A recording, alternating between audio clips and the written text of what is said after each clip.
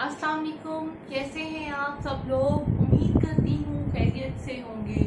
आज मैं आपको सुनाने जा रही हूँ एक बहादुर और नाबीना लड़की की दास्तान जो अपने अज़म और हौसले की बदौलत पाकिस्तान की CSS ऑफिसर बनी और पूरी दुनिया के लिए रोल मॉडल बन गई। दुनिया में कुछ लोग ऐसे बुलंद हौसला और हिम्मत वाले होते हैं कि वो ये सोच लेते हैं कि हर नामुमकिन चीज़ को मुमकिन बना के छोड़ेंगे। ऐसे ही बुलंद हौसला लोगों के लिए हुकूमतों को भी अपने कानून तब्दील करने पड़ते हैं, और जब ये लोग अपने पुख्ता इरादे और अपनी मेहनत की बदौलत अपना मकसद हासिल कर लेते हैं तो वो लोग जो इनको मायूस करते हैं वो भी इन पर रश करते हैं। हमारे मुल्क की बेटी सायमा सलीम का शुमार भी ऐसे ही चंद एक गिने चुने लोगों में होता है। सायमा सलीम बचपन से ही नाबीना हो गई थी। बजाय इसके कि वो दुनिया की रोशनियों में गुम होती, उनकी आंखों की बीनाई चली गई। उसके माँ बाप बहुत परेशान हुए। वो अपनी बच्ची की बेबसी को देखकर दिल बर्दाश्ता हो जाते, लेकिन उन्होंने फिर सोचा कि हम अपनी बच्ची की जिंदगी को उसकी बेनाई की नजर नहीं लगने देंगे। उन्होंने अपनी बच्ची को दुनिया की वो तमाम सहूलियात देने का सोचा जो हर माँ बाप अपने नॉर्मल बच्चे को देते हैं। सायमा सलीम के वालिदैन ने उसका स्कूल में दाखिला करवाया और उसके लिए कैसेट रिकॉर्डिंग शुरू कर दी। वो उसके टीचर की कैसेट रिकॉर्डिंग करके घर में लाते, जिसको सायमा सलीम सुनकर अपने इम्तिहानात की तैयारी करती। और अपनी इस तगदो और मेहनत की बदौलत सायमा सलीम ने न सिर्फ ग्रेजुएशन में बल्कि मास्टर में भी गोल्ड मेडल हासिल किया। सायमा सलीम का बचपन से ख्वाब था कि वो पाकिस्तान की फॉरेन सर्विसेज में अपनी खिदमत सर अंजाम देंगी और पाकिस्तान की वजारत खारजा में अपना नाम बनाएंगी। ताकि वो CSS का इम्तिहान दें, तब उनको पता चला कि वो नाबीना हैं और कंप्यूटर पेपर्स अभी पाकिस्तान में लॉन्च नहीं हुए थे। तो सायमा सलीम ने हिम्मत नहीं हारी।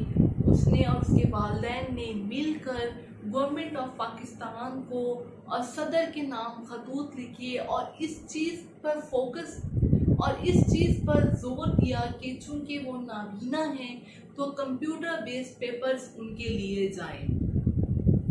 उनकी इस कोशिशों को देखते हुए सदर पाकिस्तान ने खसूसी हदायत जारी की पब्लिक सर्विस कमीशन को और उनके कंप्यूटर बेस्ड पेपर्स लिए गए। जब रिजल्ट आया तो रिजल्ट बहुत ही हैरान कुन था। सायमा सलीम ने तमाम खवातीन में पहली और मजमूई तौर पर 6ठी पोजीशन हासिल की और अपने माँ बाप का नाम रोशन किया। लेकिन उनका इम्तिहान अभी ख़त्म नहीं हुआ था। वो वजारत खारजा में जाना चाहती थी। जब उनका इंटरव्यू हुआ और उसके बाद उनको ये ऑफर की कि चूंकि वो नाबीना हैं तो वो सिर्फ पोस्टल, रेलवे, इंफॉर्मेशन और ऑडिट्स एंड अकाउंट्स ग्रुप में जा सकती हैं। लेकिन सायमा सलीम यहाँ भी डट गई। उनको अपने ख्वाब ऐसे टूटते हुए देखना बिल्कुल मंजूर नहीं थे।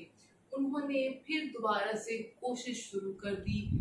उन्होंने सदर मुमलिकत के नाम खत लिखे कि उनको फॉरेन सर्विस में जाने की इजाज़त दी जाए। उनकी कोशिशों को देखते हुए वज़ीर आला ने उनको मावने ख़ुसूसी की ऑफ़र की, लेकिन सायमा सलीम ने उस ऑफ़र से इनकार कर दिया और वो अपने इरादे पे डटी रही। उनकी इस जद्दोजहद और पुख्ता इरादे को देखते हुए सदर मुमलिकत ने उनको फॉरेन सर्विस ज्वाइन करने की इजाज़त दे दी। 2009 में जनेवा में यूनाइटेड नेशन ऑर्गेनाइजेशन में काम कर रही हैं। सायमा सलीम नबीना अफराद के लिए रोशनी की किरण है। इनको पाकिस्तान की हेलन केलर कहा जाता है। सायमा सलीम इस वक्त आलमी इंसानी हकूक पर काम कर रही है। सायमा सलीम ने अपनी अनथक मेहनत और कोशिश से पूरी दुनिया को ये साबित कर दिया कि अगर आपका इरादा और लगन सच्ची है तो आप में कोई भी महरूमी क्यों ना हो, आप ज़रूर कामयाब होते हैं। अगर अब देखें कि CSS जैसे इम्तहान में कोई भी नॉर्मल अफराद बड़ी आसानी से फेल हो जाते हैं और वो किस्मत का रोना रोते रहते हैं, उनके लिए साइमा सलीम जैसी हस्ती उम्मीद की किरण और रोशनी का मीनार है।